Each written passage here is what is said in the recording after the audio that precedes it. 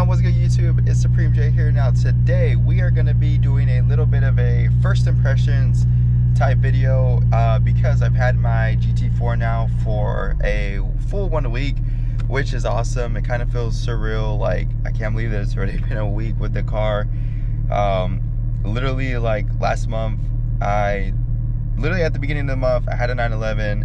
I thought I was going to have it for years, and now I somehow have a GT4, which is crazy.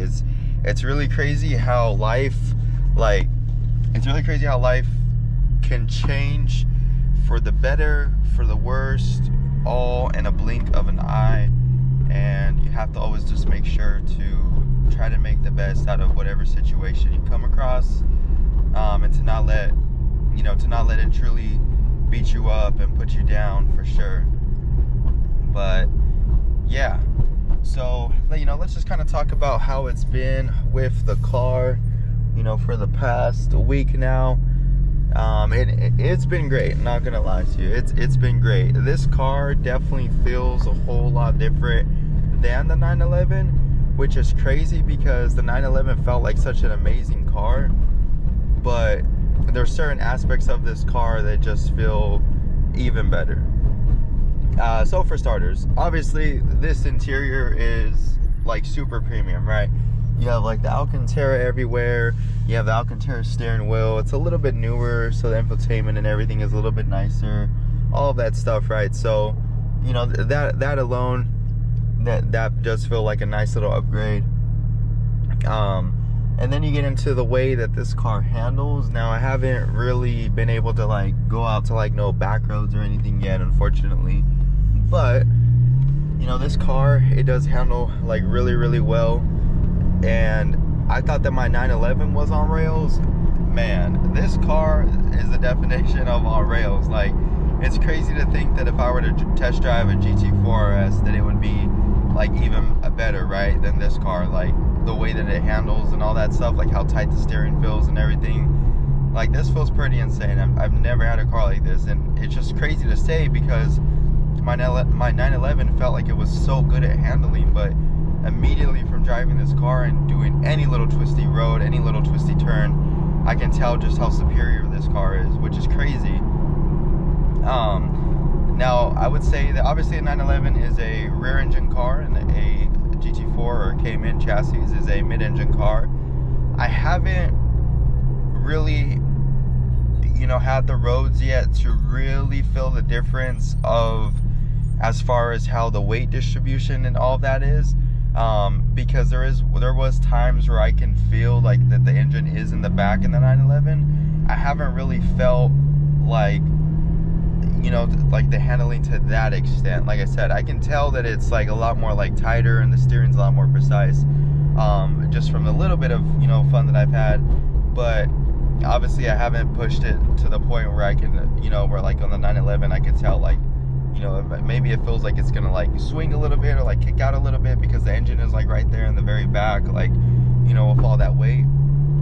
Obviously, a Cayman is supposed to have better weight distribution because it's a mid-engine. It's literally right here, right behind this little cover. So yeah, there's that. As far as something else that I'm pleasantly surprised with is this car is only supposed to have a little bit more horsepower than my 911 had. But it's actually pretty interesting because this car feels a lot quicker. The little maneuvers that I can do with this car, as far as actual horsepower goes, it does feel a lot quicker. I'm not gonna lie. Which is pretty interesting because they both weigh 3,200 pounds and some change. So it is pretty interesting to see that I can noticeably tell that this car is faster, even in a straight line. But yeah, so another big difference between this car and the 911 is that I no longer daily my fun car. I now have a dedicated daily to work, so I'm not driving this car in traffic or anything. This car is strictly for just when I go to the gym, when I go out to dinner, basically everything but driving to work. And it definitely does make you want your car. I'm driving home and I'm yeah, this traffic is ass, but the traffic would be ass regardless. So it's I can't wait to drive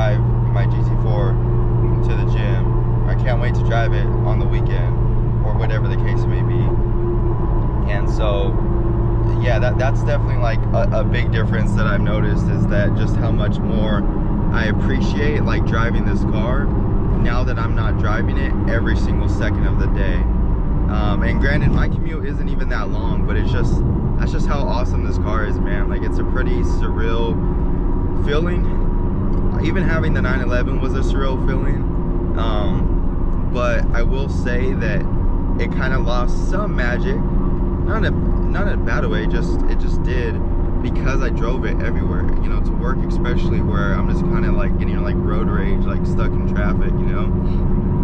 Whereas this, it's just like right now, like this is like the twistiest part of my route to the gym, and it's like I can have fun, you know. Like, watch, this part right here is like the best part. It's like butter.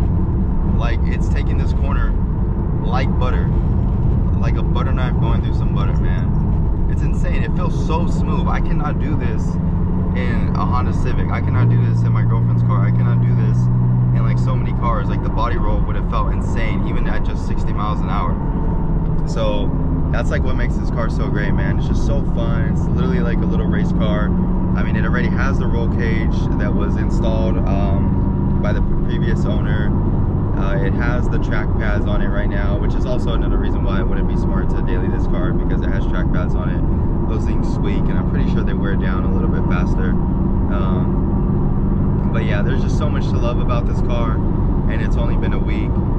I'm so excited to begin this build, and I actually have already done one thing. I've already tinted all the windows, so it looks a lot better aesthetically, and it's a lot better to drive now during the night because I'm not getting flashbanged from my astigmatism, which is great, because I have really bad astigmatism. Definitely needs to be a little bit more loud. This is a 4.0 liter engine, whereas the 911 was a 3.8, but the 911, even stock, I'd say it sounded a little bit better.